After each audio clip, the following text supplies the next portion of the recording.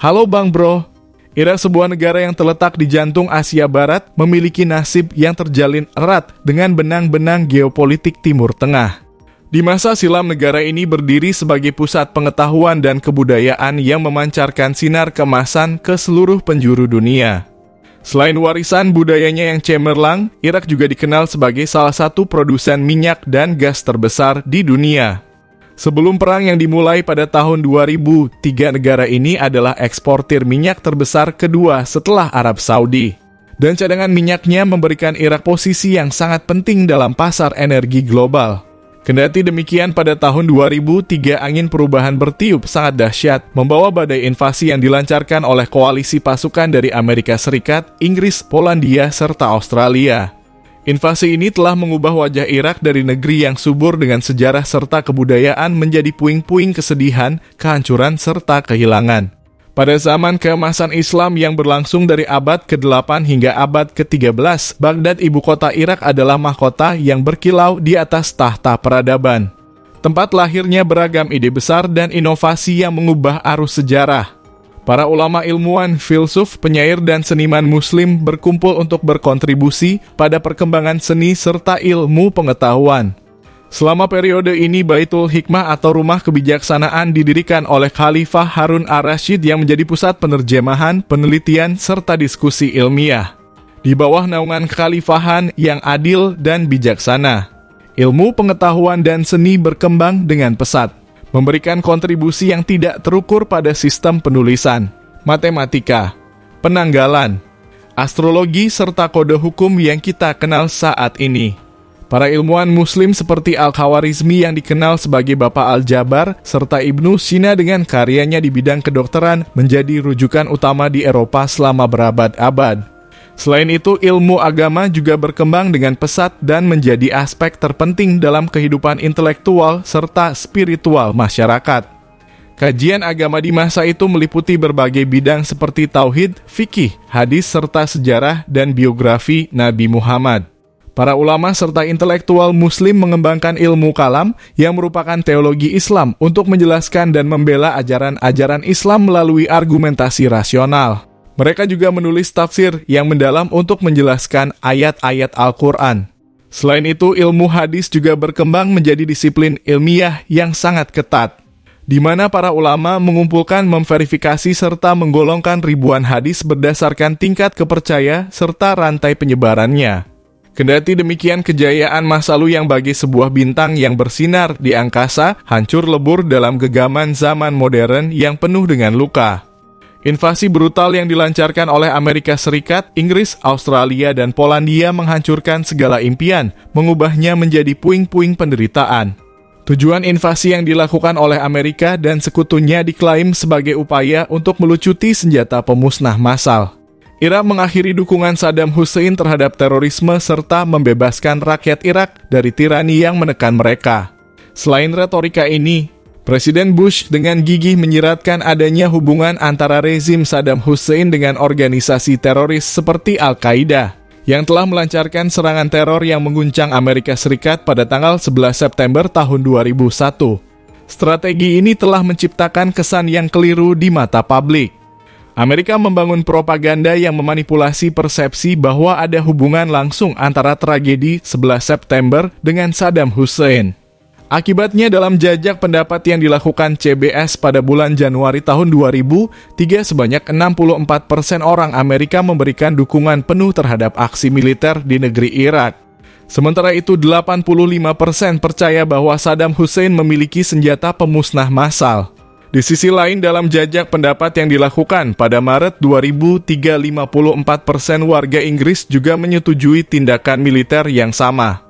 Dalam gelombang dukungan ini, sebuah ilusi tentang kebenaran serta bahaya mulai terbangun mengantarkan dunia ke dalam kancah konflik yang penuh dengan darah dan air mata.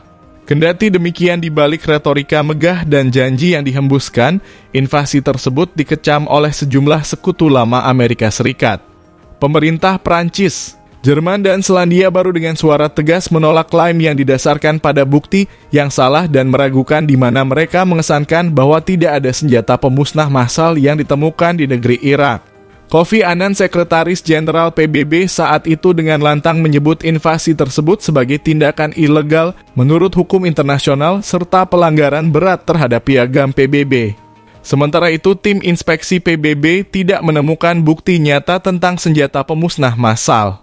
Kritikan juga datang dari kalangan akademisi dan praktisi hukum, di mana sekelompok 31 profesor hukum Kanada dan Komite Pengacara Kebijakan Nuklir yang berbasis di Amerika Serikat mengutuk tindakan invasi tersebut. Lebih jauh lagi, gelombang protes global menggema dengan kekuatan yang tidak tertandingi menyebar ke seluruh penjuru dunia, di mana demonstrasi yang dilakukan oleh 3 juta orang di Roma, Italia tercatat oleh rekor dunia sebagai protes anti perang terbesar yang pernah ada di dunia. Ketika invasi dimulai, kehidupan sehari-hari masyarakat Irak tiba-tiba terhenti dalam kekacauan yang menghancurkan, di mana keluarga-keluarga terpisah dalam kepanikan dan masa depan menghilang dalam kabut ketidakpastian. Setiap sudut kota berubah menjadi pertempuran yang mengerikan, di mana rumah-rumah hancur lebur, suara tangisan dan ratapan rakyat menyatu dengan suara tank serta teriakan komandan yang memerintahkan serangan. Sebanyak 590.000 tentara koalisi Amerika Serikat yang dikerahkan telah mengguncang fondasi peradaban dan menyisakan duka yang mendalam pada tanah yang dulunya bersinar dengan kemegahan. Setelah invasi yang mengguncang dunia, Perang Irak memasuki babak gelap yang berlangsung dari tahun 2003 hingga 2011. Pasukan koalisi yang dipimpin oleh Amerika Serikat menggulingkan patung Saddam Hussein sebagai simbol berakhirnya kekuasaan Saddam Hussein. Sementara Saddam sendiri ditangkap pada tanggal 13 Desember tahun 2003 dan 3 tahun kemudian dijatuhi hukuman gantung. Selain itu, perang ini menyebar seperti noda hitam merenggut nyawa antara 150.000 hingga 1 juta jiwa, termasuk lebih dari 100.000 sipil yang tidak berdosa. Selain korban jiwa, penderitaan juga menyebar luas. Pada tahun 2007 menunjukkan bahwa tingkat kekurangan gizi di kalangan anak-anak Irak melonjak menjadi 28, sementara 70 penduduk mengalami krisis akses terhadap air bersih. Perang di negeri Irak tidak hanya melukis langit dengan api dan kematian, tetapi juga menorehkan luka yang mendalam pada lingkungan di sekitarnya. Saat tentara Irak mundur, mereka dengan sengaja menghancurkan infrastruktur minyak, meledakkan lebih dari 736 sumur minyak di Irak Selatan. Dari puing-puing tersebut, tumpahan minyak besar-besaran meluap ke bumi, dan penyalaan kebakaran yang mengerikan menyelimuti langit dengan asap hitam. Pada tahun 2003, pembakaran ladang-ladang minyak ini menyebarkan lebih dari 50 miliar ton emisi karbon ke atmosfer, menciptakan langit yang muram serta beracun. Tidak hanya itu, lebih dari 130 juta galon minyak bocor ke dalam sumber daya air seperti danau dan sawah yang meracuni setiap tetes yang disentuhnya. Akibatnya, antara tahun 2003 dan 2010 lebih dari 5.000 burung dari 3 spesies yang berbeda mati di sekitar danau tersebut. Polusi dan kerusakan fisik menyebar lebih luas, di mana sekitar 25.000 ton bom dijatuhkan oleh militer Amerika Serikat sehingga menghancurkan lebih dari 250 pabrik kimia serta persenjataan. Hal ini menyebabkan lebih dari 50.000 meter kubik bahan kimia berbahaya termasuk pupuk dan limbah mentah bocor ke dalam air, mengacaukan ekosistem air tawar dan menghancurkan habitat spesies yang tidak terhitung jumlahnya. Sebanyak 33 lahan basah di Irak, terutama tanah rawa Mesopotamia, terkontaminasi oleh bahan kimia berbahaya, menyebabkan 60 spesies mamalia kehilangan habitatnya dan lebih dari 45 jenis tanaman mengalami kepunahan. Nah Bang Bro, mungkin itu sedikit informasi dari kami tentang negara Irak.